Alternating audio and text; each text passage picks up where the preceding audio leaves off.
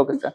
సరే ఇటు గద్దర్ అవార్డ్స్‌కు సంబంధించి నిన్న మీటింగ్ అయింది. ఉగాది నుంచి ఇస్తామని జెప్పేసి కూడా వాళ్ళు ఉగాదికి ఇస్తామని జెప్పేసి కూడా వాళ్ళు చెప్పడం చూస్తున్నాను సార్. మరి గద్దర్ అవార్డ్స్ పైన ఎలాగో ఒక చర్చ అప్పట్లో జరగడం అనౌన్స్ చేసినప్పుడు, ఇప్పుడు దీనికి గ్రీన్ సిగ్నల్ రావడం మీరేం చెప్తారు సార్ దీని గురించి? చాలా అసంబద్ధమైన నిర్ణయం ఇది.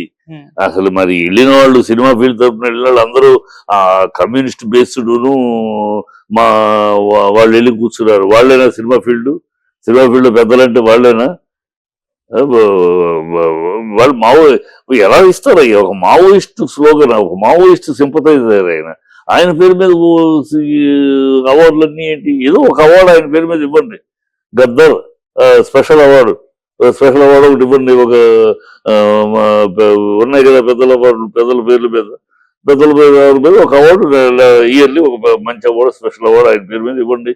అది బెస్ట్. అంతేగాని అన్ని అవార్డులు ఆయన పేరు మీద ఏంటి? అర్థం లేకుండా ఆయన మావోయిస్ట్ సింపథైజర్ అయినా, మావోయిస్ట్ భావజాలం ఉన్నవాడు అయినా, ఆ భావజాలం ఉన్నవాడి పేరు మీద ఇదేంటి? తుపాకీ కొట్టడం ద్వారా బ్యాలెట్ కాదు బుల్లెట్ ద్వారా రాజ్యం అని చెప్పి మనిషి ఆయన అంటే ఆయన పేరు మీద ఎవరు దాన్ని ఎంకరేజ్ చేస్తున్నారా? మీరు ఆ సిద్ధాంతాన్ని బలపరుస్తున్నారా ఈ ప్రభుత్వం? ఈ వెళ్ళిన వాళ్ళకైనా బుద్ధిజ్ఞానం ఉండాలి కదా. సినిమా ఫీల్డ్ తరఫున వెళ్ళిన వాళ్ళైనా అలా కాదండి. మనం మిగతా కామన్ పేరు మీద ఇద్దాము. ఆయన పేరు గద్దర్ గారి మీద గౌరవం కొద్ది ఒక అవార్డు ఆయన పేరు మీద పెద్ద అవార్డు, స్పెషల్ అవార్డు ఏదో ఒకటి ఇద్దాం. మిగతా ఉన్నాయి కదా. అలాగా అవార్డు ఒక పెద్ద అవార్డు ఆయన ఇద్దాం. ఒక దాదాసాహెబ్ అవార్డు, ఇంకొక అవార్డు ఉన్నట్టు ఒక పేరు ఆయన పేరు మీద ఇయర్లీ ఒక అవార్డు, ఒక ముఖ్యమైన విలువైన అవార్డు ఇద్దాం. అంతేగాని కాదండి. మనం కామన్ పేరు ఉంది. దాశరథి తెలంగాణ మహాకవి. ఆయన అన్నాడు కోటి రత్నాల వీణ తెలంగాణ అన్నాడు. వీణా అవార్డులను ఇవ్వండి. మన తెలంగాణ కవి వర్ణించింది వీణ అని. కోటి రత్నాల వీణ తెలంగాణ అన్నాడు. వీణ అవార్డుని ఇవ్వండి. అందరికీ కామన్ అది. ఈ మావోయిస్ట్ అవార్డు ఏంటి? మావోయిస్ట్ పేరు మీద ఆ సింపథైజర్ని నీకు విలువ ఉంటే గౌరవం ఉంటే గౌరవం ఉంచుకో. మాకు గౌరవమే. ఆయన ఒక ఫిలాసఫీ ఆయన. ఆ ఫిలాసఫీ ఆయన దాని కట్టుబడి ఉన్నాడు. ఆయనే ఈ ప్రభుత్వ అవార్డు ఇస్తే తీసుకోలేదు. ఇప్పుడు ఆయన పేరు మీద ఇస్తే మిగతా వాళ్ళు తీసుకోవాలా? సిగ్గుసరం లేకుండా తీసుకోవాలా? ఎవరికాలు అంటే ప్రభుత్వం ఆయన రేవంత్ రెడ్డి ఏదో అనేసాడు కనుక, రేవంత్ రెడ్డి అర్థపర్థం లేకుండా ఏదో ఆయన బాగేసాడు కనుక ఇక ఆయన దానికి మూర్ఖులాగా దానికి కట్టుబడి ఉంటాడు కనుక అందరూ దానికి అంగీకరిస్తారు. వెళ్ళిన వాళ్ళకైనా బుద్ధి ఉండాలి. వెళ్ళిన వాళ్ళైనా మాట్లాడాలి. వెళ్ళిన వాళ్ళైనా కాదండి ఇది కరెక్ట్ కాదు, ఒక కామన్ పేరు ఉండాలి. గతంలో నంది అనేది కామన్ పేరు, అలాగే తర్వాత సింహాన్ని పెట్టారు. ఒక సింహ పేరు మారిస్తే మార్చండి, కానీ కామన్ పేరు ఉండాలి కదా.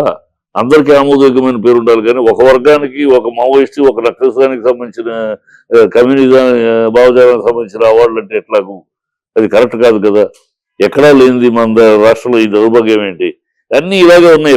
రేవంత్ రెడ్డి నిర్ణయాలు కానీ ఈ భజన పనులు అయిపోయారు వీళ్ళు ప్రభుత్వం తరఫున.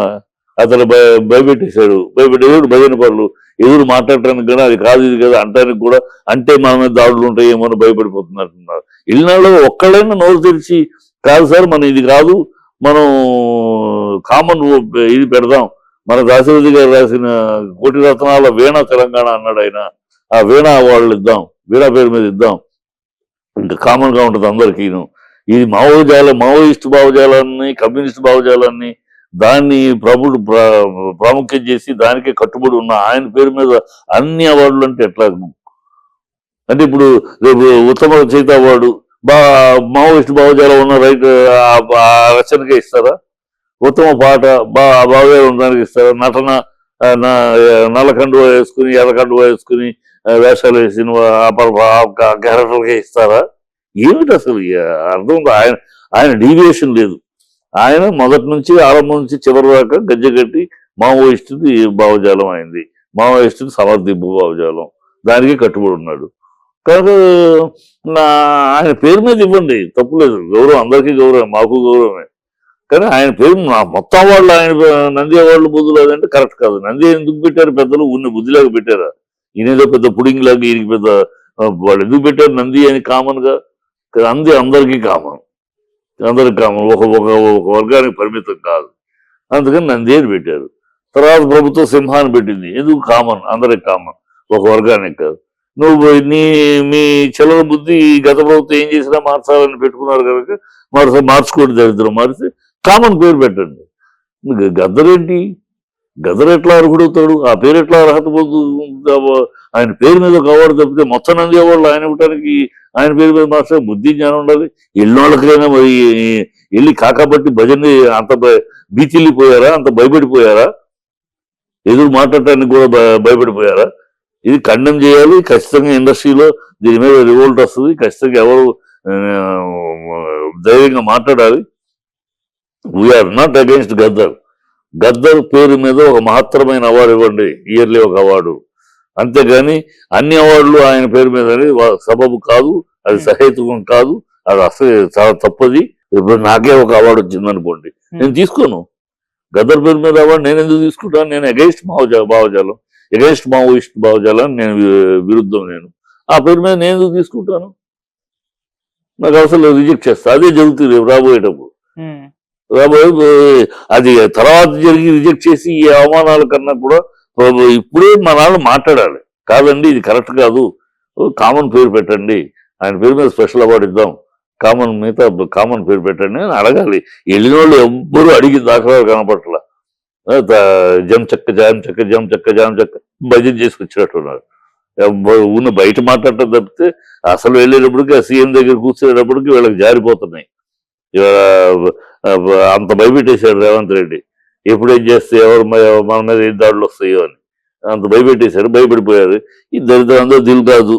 ఆయన పరిస్థితి చెప్పేది ఏముంది?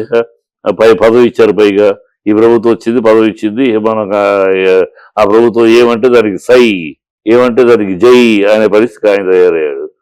వెళ్ళిన వాళ్ళు ఆ భావజాలాన్ని సమర్థించేవాళ్ళు ఇంకెవరు లేదు. కావాలని టీంలు వేసుకున్నది ఎవరిని వేసుకున్నారయ్యా? టీం వెళ్ళే టీంని ఆ భావజాలాన్ని సమర్థించే గ్రూప్ వేసుకున్నారు. ఎవరిని కూడా వేరే వాళ్ళని వేయకుండా, వేరే వాళ్ళు దాన్ని కాదు అని అడిగేవాళ్ళని ఎవరిని వేయకుండా, ఓన్లీ దాన్ని సమర్థించుకునే వాళ్ళని, ధైర్యంగా మాట్లాడే వాళ్ళని కాకుండా దాన్ని సమర్థించుకుని జాన్ చెక్క జై చెక్క అని భజన చేసేవాళ్ళని తీసుకెళ్లారు. చాలా దౌర్భాగ్యం అది. రేవంత్ రెడ్డి వచ్చే ఉగాది దాకా అంటున్నాడు కానీ చేసేది లేదు, సచ్చేది లేదు. జరుగుతుంది, చూద్దాం. చేస్తే దాని మీద పెద్ద రివోల్టే వస్తుంది, పెద్ద రియాక్షన్ లేదు. ఇండస్ట్రీ సిగ్గు చచ్చిపోయింది, పౌరుషం చచ్చిపోయింది, రోషం చచ్చిపోయింది. ఏది నోరెత్తి అడగలేని దౌర్భాగ్య స్థితిలో ఏది నిజంగా అడిగే ధైర్యము ఇది కోల్పోయింది తెలుగు ఇండస్ట్రీ అని అడగలేకపోతే పోయింది. ఈ ధైర్యం కోల్పోయింది, సహనం కోల్పోయి, అన్ని కోల్పోయింది తెలుగు ఇండస్ట్రీ. బడ్జెట్ చెక్కలుగా తయారయ్యారు. ఈ ప్రభుత్వం ఏమంటే దానికి భయపడిపోయి